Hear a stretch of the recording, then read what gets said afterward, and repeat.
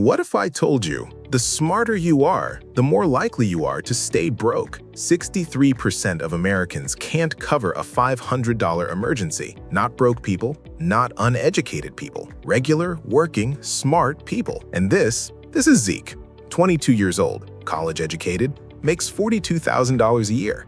And every single month, he runs out of money before he runs out of month. Here's the crazy part. Zeke's problem isn't his income. It's one tiny psychological trap that's draining him dry. And chances are, it's draining you too.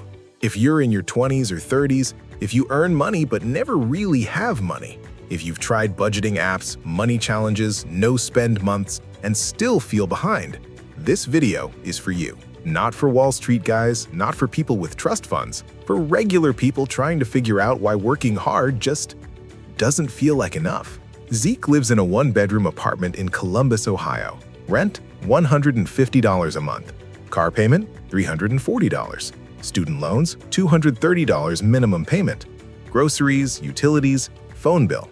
By the time he pays everything, he has maybe $180 left for the whole rest of the month. And here's the painful part. Zeke did everything right. Went to college, got a job, moved out. He keeps hearing just budget better.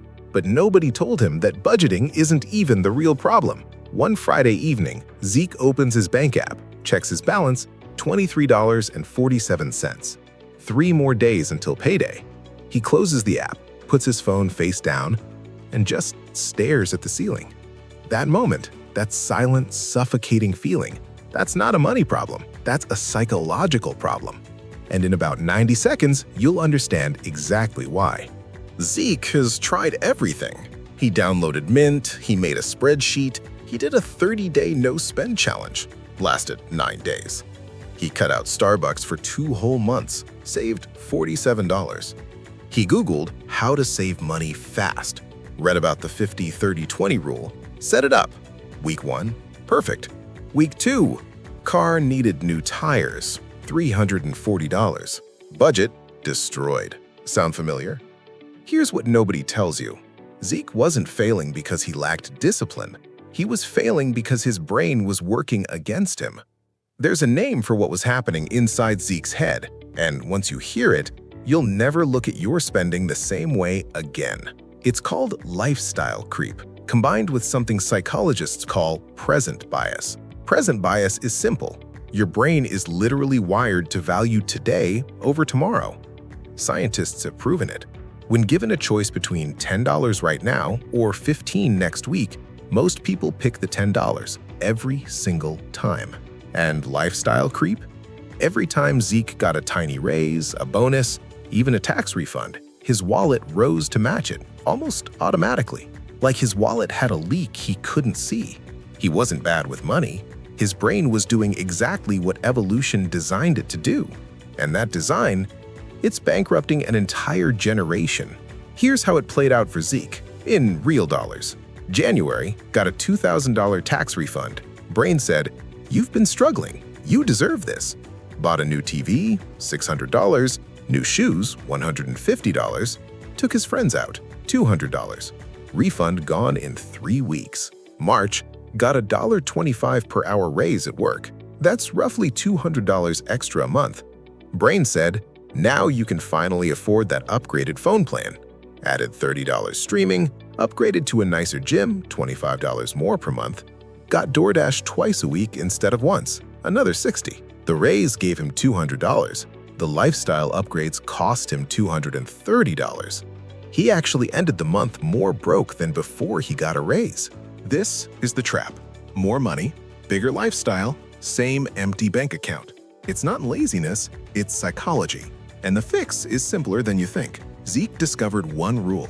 1. Not a 47-step financial plan, not a Dave Ramsey binder. One rule. It's called pay yourself first, before rent, before groceries, before Netflix. The second his paycheck hit, he automatically moved $100 into a separate savings account, treated it like a bill he couldn't skip. Month 1, saved $100, felt nothing. Month 3, had $300 sitting there, felt a little something. Month 6, $700 in savings. Car needed work, he paid it, cash, no credit card, no panic attack. 1 year later, Zeke had $1,400 saved. His credit score went up 41 points, and that $23.47 night hadn't happened again, not once. Same income, same city, same rent. Completely different financial life, because he stopped fighting his psychology and started using it. Here's your one step, right now, not tomorrow, not Monday, not when I feel ready. Open your banking app. Set up an automatic transfer of $25, $50, or $100, whatever feels slightly uncomfortable, to a separate savings account. Schedule it for payday. Name the account, "Don't touch this." Done. You're not saving what's left, you're spending what's left after saving. That one mental flip, that's the whole game. Zeke's not rich, not yet, but he's not afraid of his phone anymore. He's not hiding from his bank balance. And for the first time in his adult life, money feels like something he controls, not something that controls him.